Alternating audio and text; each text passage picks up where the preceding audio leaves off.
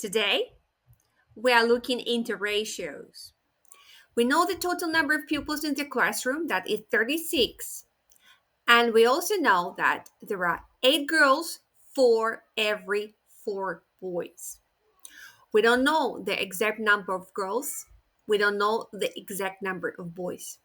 For every 8 girls, there are only 4 boys, which means girls are twice more than boys.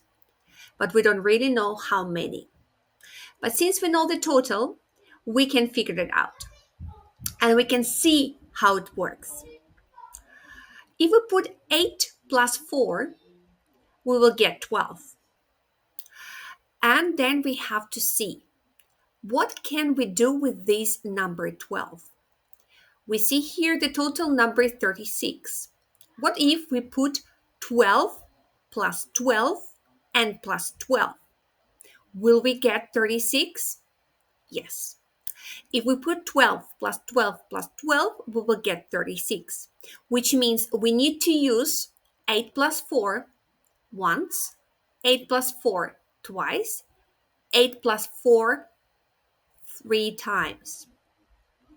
3 times 12 is 36. Let's try to put 4 once, twice, 3 times. And our girls, which is number 8, 1, 2, 3. We can say 4 plus 8, 12, 4 plus 8, 12, 4 plus 8, 12. 3 times 12 is 36, or 12 plus 24 is also 36. And now it's quite easy to calculate the number of boys in the classroom, right? I believe the number of boys in the classroom is going to be triple the amount we see here, which means we need to use 4 3 times. The right answer is 12. Correct.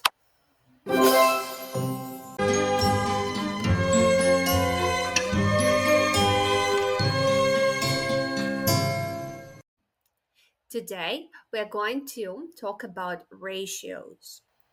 To be able to solve the ratio, we need to be able to put the numbers together, 6 plus 5.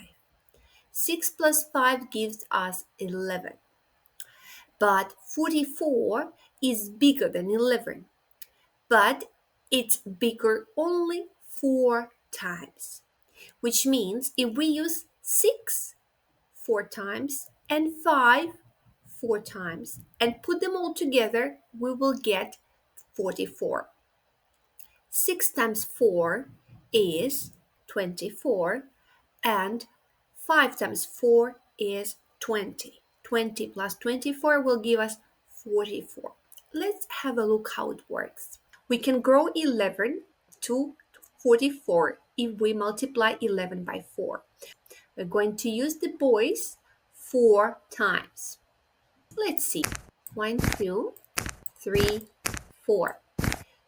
And we are going to use girls section 4 times as well. 1, 2, 3.